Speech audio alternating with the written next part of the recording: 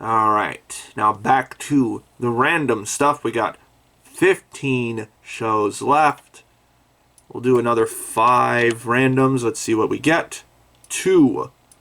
Ningen Fushin. No clue whatsoever what this is. Let's find out. You know what? I gotta admit, it's pretty rare for a show to be so bad that I want to turn it off before the OP even starts. But for the sake of discussing it, I got through about 5 minutes of Ningen Fushin. It's the full title. Adventurers with no faith in humanity can save the world, or something. It's not funny. The opening bit is so boring and hackneyed that I immediately hated it. The idol shit is completely, like, what's the word? Like, does not fit at all with this setting, because, like, they don't even attempt to make it look like fantasy idol. Like, well, it's a fantasy world, and they just put a fucking idol concert in there. And it just looks like a modern idol concert. The merch looks like modern idol stuff.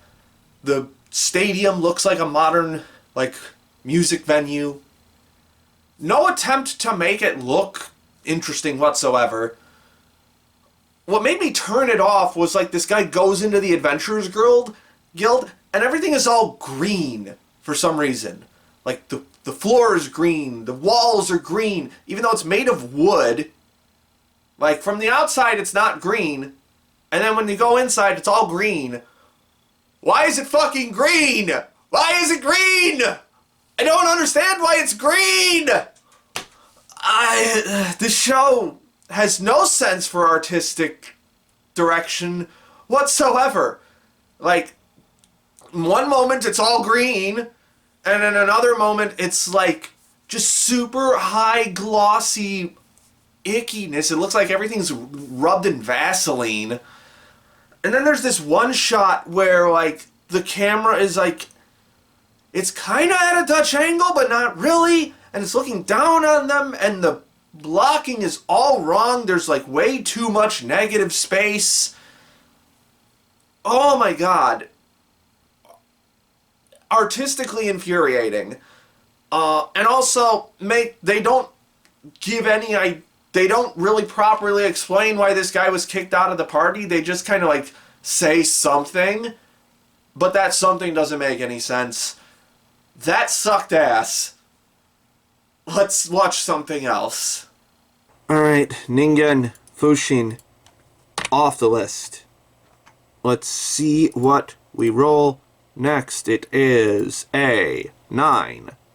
Ippon Again. I think this is like a judo anime or something. Let's find out. Huh. You know what? I think I've just discovered, like, my new idea of average. I got about, like, 3.5 episodes into Ippon Again, Mo Ippon. And that was by far the most average, plain, run-of-the-mill anime that I've watched in a very long time. There is nothing particularly bad about it. Its writing is competent. There's nothing, like, out of place about motivations or anything. Characters act like normal high school girls. But it's also, like, not all that interesting. There's nothing particularly exciting about it. There's not a character that I particularly cared that much about, aside from Sonoda, I guess, because she's, like, the excitable Genki girl.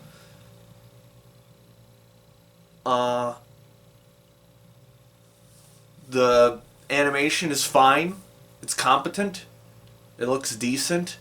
Sometimes the only time where it, like, really stands out is, like, the actual, like, judo, where it looks, like, pretty well animated. There was one shot in episode, like, at the end of episode 1 that it looked pretty cool. I guess one fault that I could come up with is that in episode 4, like in the first half of episode 4, like the advisor points out, it's like she's at a really bad disadvantage in this grapple, and I just could not tell that at all. Maybe I could if I knew anything about judo, but also the cinematography doesn't really convey that at all, so I guess that would be a fault. If I were to finish this show, it would just be like a straight 5, probably. Just totally average, middle of the road, something that I am going to immediately forget about. So I don't really feel motivated to continue watching it because I'm basically just staring at my phone half the time at this point. So I'm just gonna move on. Alright, Ippon Again is off the list. Now let's see what we roll next. We got 13 shows left. It's gonna be 4. Handyman Saitou in Another World. So this is probably an isekai.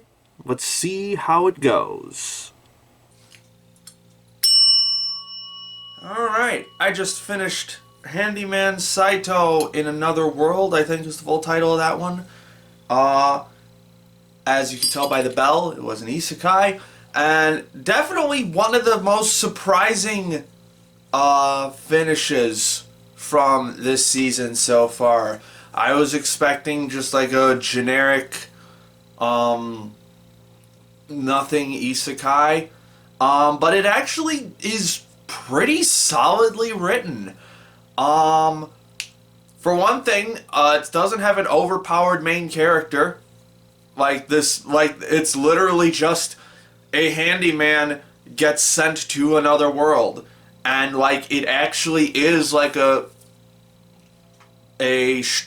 conflict with him is, him figuring out what he can do with his particular skills in this world. He doesn't get to be, a super big magic user. He doesn't get to be, uber powerful with, weapons or anything.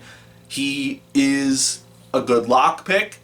He can repair armor and weapons, not hugely so, but he can do basic fixes. He can mend clothes. He can memorize things when other people forget. We'll get to that character later. It's very things that seem like minor things but end up being very important to his party in the long run. He is a very important support character. And I think that just not forcing any OP abilities onto him was really refreshing in terms of all of the isekai that I've seen. I've already complained about a few of them so far in this season. So I'm happy that this one didn't do that. And it actually kind of gets at the point of what isekai tries to do most of the time, or what the good isekai do is when these characters get sucked into another world, it's usually because they don't fit in our world for some reason. Usually, not all the time, but usually. And the way that Handyman Saitou does it is basically it's just a very an extremely relatable position of you are a disposable cog in a machine. He's just a regular old handyman that's not particularly special by society standards, and he isn't respected by either his customers or by his employers, and so he ends up getting isekai'd. And when he gets put in this world where his skills actually come in very handy, people start to appreciate him more, and he feels fulfilled. And I think that's a really cool idea of just nothing about his abilities changed. He didn't get more powerful, he didn't get smarter, he didn't get any stronger. He just was put in a different situation where his skills actually mattered. And I think that's a good thing to keep in mind, is like, maybe you're just not in the right situation for your skills to be appreciated. Who knows? So I found that to be like a nice little thing to tie everything together. Like when we get that last shot of like everyone clamoring to have Saitou fix everything for them. Like they're like they're very minor things that need to be fixed, but like everyone's like super enthusiastic, like, hey, Saitou, fix this thing for me. And so seeing him feel fulfilled was really satisfying and fun. As were the rest of the characters in this show. I really liked the core party. We have Saitou, this handyman guy. We have Morlock, a senile old wizard who is like constantly forgetting things. We have Raela, who's like this very like muscular berserker warrior woman. But she's also kind of self-conscious about that in certain ways. And then we have La Fanpan, I think is the fairy's name, this miserly little fairy. They really come together and interact in really interesting ways.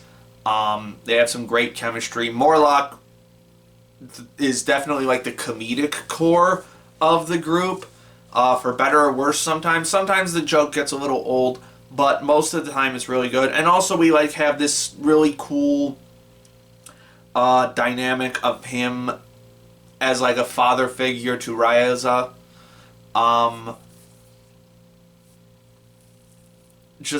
And that gets weaved throughout the last arc of this series, where we have a lot of like parent child dynamics that get explored in really interesting ways. Allows certain characters to relate to other characters. I was surprised that they were actually able to do something really emotionally interesting with Morlock in the end, because I think it was fine what they did with him in the second arc, but it wasn't incredible with his like backstory, like his family backstory. But the third act really pulled it together. Speaking of which, the structure for the series is really interesting. Like the first few episodes, like it's a lot of just like side stories, or just like one-off like episodic tales of these characters adventuring together. But then every so often, it would just cut to a completely different like party, a completely different character that we've never seen before. And at first I was like, what the hell is going on? Why are we just cutting to this random character over here? But as the story goes on, like you realize that these characters are like going to be important later on, especially like in the second arc, like episodes like 5 to 8. And I found that to be a very interesting way of introducing characters that are going to be relevant later, instead of just introducing them chronologically, I guess. Chronologically in terms of the main party. It could have been a little smoother in its implementation, but I think it worked pretty well. And most of the side characters are really fun. Like we have the elf and her like cleric, who's in love with her. There's a lot of there's a surprising amount of romance in this. We have the beast hunter and her partner who's in love with Saitou. We have like a gay romantic attraction in this, and a lesbian romantic attraction in this. It's interesting. I was not expecting that. Some of them are less balanced than others, but there is rep there. I'll give it that much. Speaking of which, I actually really enjoyed the romance between Saitou and Ryza. I think it could have been built up a little bit more, and I would have liked something a little more definitive at the end of this season. But it was cute, and I like them, and they are good together, and it's fun. And it's not built on a bunch of bullshit. It's not, there's not like a bunch of like misunderstandings or anything. A lot of it is just like them just openly saying how they feel about each other. And that's cool. Yeah, really enjoyed all the characters and the way they interact throughout the series. The way the characters like get introduced, especially in the third arc, I found that to be pretty fun. How everything weaved together in this intricate family structure and how everyone relates to each other. And also, the series is just fun as like a fantasy action series. It's got some surprisingly solid animation behind it. Nothing like hugely special until like the last arc with the big like explosion effects. But there's like good combat sequences, there's like good hand-to-hand stuff, there's good sword play, there's good magic effects. What was the studio is like C2C, which I've never heard of before, so I'm surprised that it looks this decent. The character designs are all pretty standard, but very clean and polished. There's nothing like abrasive looking about this show, except maybe the color palette. I wouldn't say it's ugly, but it's not like it's very dingy and kind of dirty looking. So there's not a lot of shots in this that look like beautiful. It's mostly just like it's got like this air of like dirtiness to it. So it didn't bother me that much, but I wouldn't say it was like beautiful looking by any stretch. But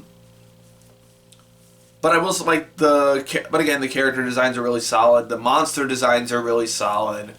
And animation overall is pretty solid. It's just the fun old isekai series that I was not expecting to be good. And I'm very happy that it was. So now let's figure out where to put it on the list. Also, a lot of really fun dick jokes. A lot. Way more than I was expecting. Anyway, let's put this on the list. Alright, Handyman Saitou is in Another World is done. We're going to move it up here. Put you in the number 8 spot for now with a strong 7. That was a fun old isekai time. Now, how many randoms more? We're going to do 2 more randoms before the next end cap. So let's see, we get 3. Farming Life in Another World. Back-to-back isekais. Okay, let's see if we can get another winner.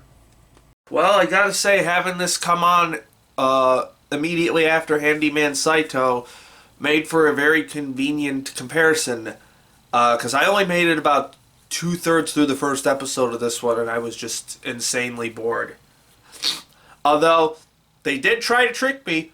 They tried to trick you because they put all of the cute fantasy girls right up front in the very first scene to be like, hey, you can see these characters later on. I'm like, okay, bet that I'll make it there.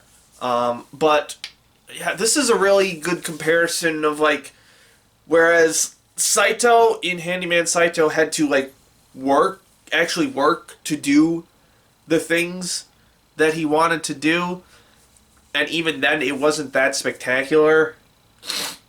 This guy, whose name I can't even remember, Michio or something, just gets given like a magic tool by the gods, and there is like almost zero conflict. Like everything just immediately happens because he wills it to. He gets a magic farming tool that can transform into anything farming related, is what the stipulation is. But I will contest that bullshit because he transforms it into a knife to cut an animal. That is not farming, that is animal husbandry. It is different shit. Anyway, there's no like there's immediately no sense of stakes because like he talks about like, oh, I got dropped into an area that doesn't have a lot of food. Well, I'll worry about that later. And then he works for an entire day. Like, farming work. Like, he tills soil, he cuts down trees for a whole day and doesn't eat until the next day. That's some bullshit. And he's also like a super bland character as well. He's got basically no personality other than he's kind of upbeat about the whole thing. Like, he has no experience with farming prior to this. He says his experience with farming is that he watched, like, nature documentaries about farming. So, you can't... You get the gist of it. This is, like, overpowered isekai fantasy. He immediately one-shots a monster that's running at him with no trouble whatsoever. You know the drill with this one. Oh, also, I completely forgot, because this is a fucking isekai where he came from a world where the god literally says, "Oh yeah, I kind of fucked up your last life, so I'm just going to give you all the buffs in this one." Cool. Does that past life matter? Not at all. We see no impact of it on this character. It's barely mentioned at all once we get through the isekaiing. I'm done. Alright, a farming life in another world off the list. Let's see what we roll for another random.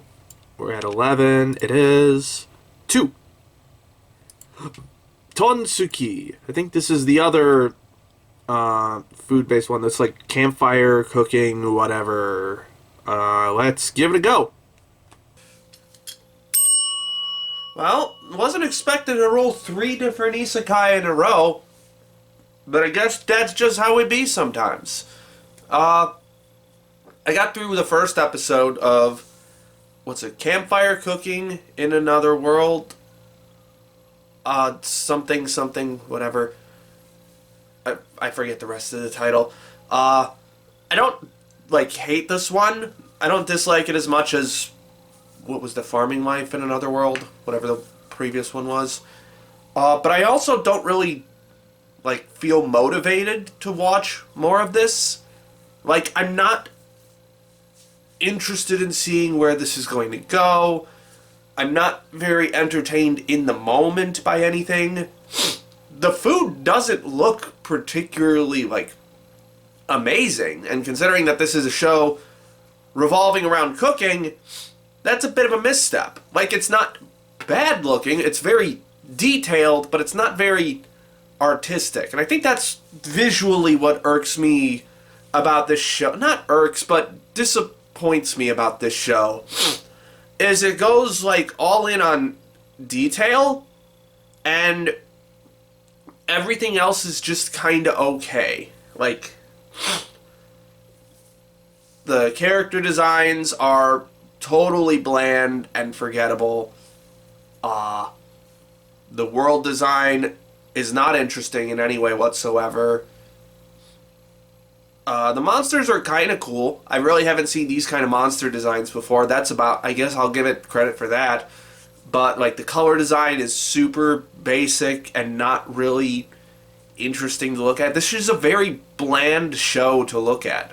And it's not it's not an incompetent production. It's just not interesting looking.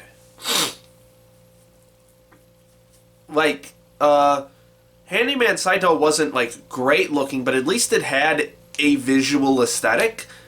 I don't think I could, narrow down what this visual aesthetic is other than basic.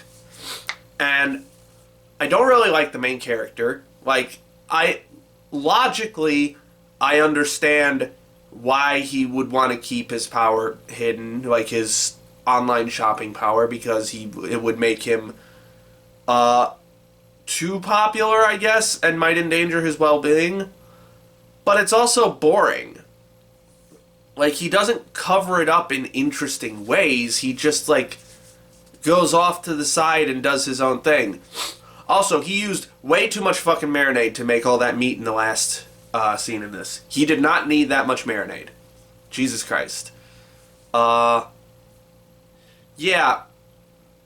I'm not particularly moved by this show. It's just a flat 5 at this point. I don't see it getting any more interesting. I could definitely see it getting more annoying. So I'm just gonna move past it. Alright, Tonsuki is off the list. So it's time for an end cap, and we're gonna do Inspector Season 2. I feel like I'm one of the few people who actually really liked the first season, so let's find out what we cut next. Alright, I finished all of Inspector Season 2, or as I like to call it, Kotoko talks at me for 25 minutes straight. This was about what I expected, I guess, but also not. I guess I was one of the few people that liked the first season quite a bit. A lot of people were very disappointed in the mystery elements, I guess, especially in the second half, where it was basically just went on a massive arc that stretched like 8 episodes or something. I didn't have a particular problem with the mystery elements, mostly because I'm just not like a big mystery guy myself. Like, I don't dislike mysteries, but if there was one genre that I could say I don't actively seek out, it would be mysteries, because that's not where my enjoyment in media comes from, I guess. I don't like sitting there like with all the puzzle pieces in front of me trying to put everything together. I know a lot of people who are like that, and I'm just like, no, that's not my thing. I just like enjoying stuff as it comes at me, I guess.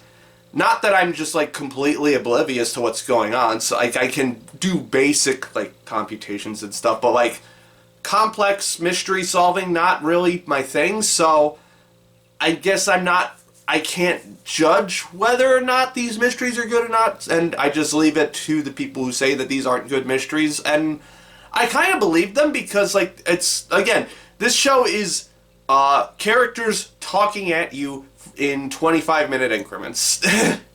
That's pretty much what it is. So if you don't enjoy that, you're not going to like this show.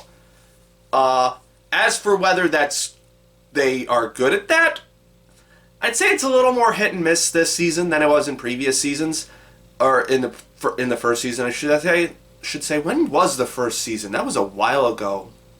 Was it 2021 or 2020?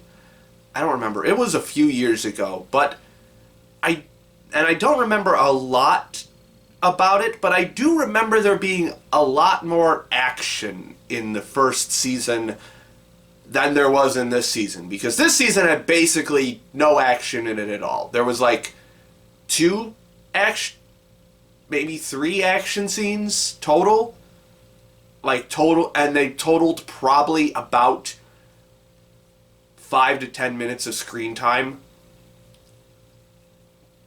So it wasn't as action heavy as I was expecting it to be. Like, I remember what drew me in with the very first episode was like how well crafted that first action scene was. And I would say the directing is still pretty solid. That's probably what got me through this whole season, is just everything's very tightly directed, very tightly paced.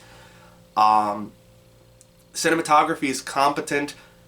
Not interesting, really. I remember the first season looking a lot more interesting than this one. But it's not bad by any stretch. It's like competent, and like the way the dialogue is crafted, the way the characters speak, so on and so forth, was what kept me engaged throughout this one. I just liked listening to these characters listening to these characters talk, I guess. For the most part, there were definitely some moments where I just kind of like zoned out, because there is so much talking in this show. This is the definition of tell don't show. Like, so if you're like a big show don't tell kind of person, this show will infuriate you. because that's just what it is. It just likes talking at you. And I kind of like listening to it. Now there definitely are some downsides to it, obviously. Like, if the story doesn't grab you, you're gonna be kind of left in the dust, really. Like, for half of the, like, inheritance story, I was just kind of like, man, what's going on? Like, why am I here? The last episode was just a weird way to end it, too. Like, it was just a total one-off episode that I guess was supposed to prove something about Kotoko's personality being darker than we expect it to be, but it's really not. Because, by the way, the OP and ED, the visuals, they're a fucking lie. Like, it makes it out like there's gonna be this, like, moral or ethical conflict that springs up between Kotoko and Kuro that, like, separates them. But that does not happen at all. So, like, the visuals are just completely nonsensical in terms of what actually happens in this story. Speaking of which, Kuro is basically a non-character at this point.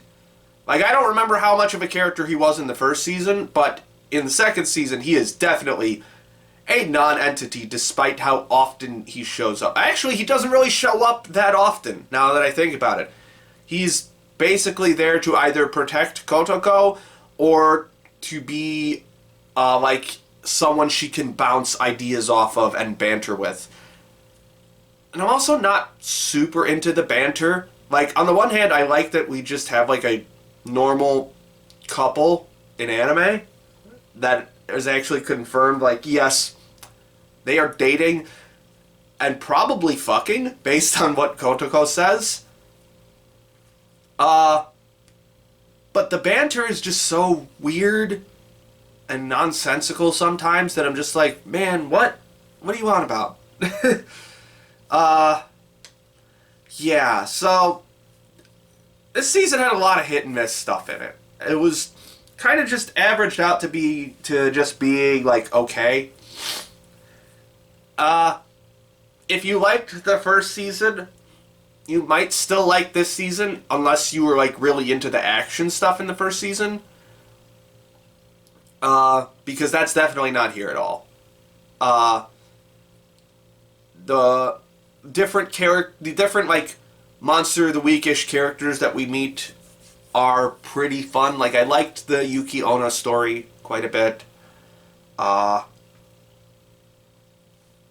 Yeah, again, it's just real hit and miss. I wish I had more interesting stuff to say about this, but I kind of don't. I was really hoping for one of those big, meaty arcs like we had in Season 1. But apparently everyone fucking hated that. So maybe they took that into account, I guess? I don't know. I liked it. So, yeah. If this gets a third season, I might still check it out. But it's not going to be, like, super high on my priority list like it was this year. I was expecting more. That's the long and short of it, I guess. Alright. Spectre Season 2 is finished. And we're going to put it right here at number 12 for now. And you get a strong 6. I was expecting more, but I thought it was just kind of fine in the end. So just a bit of a mild disappointment.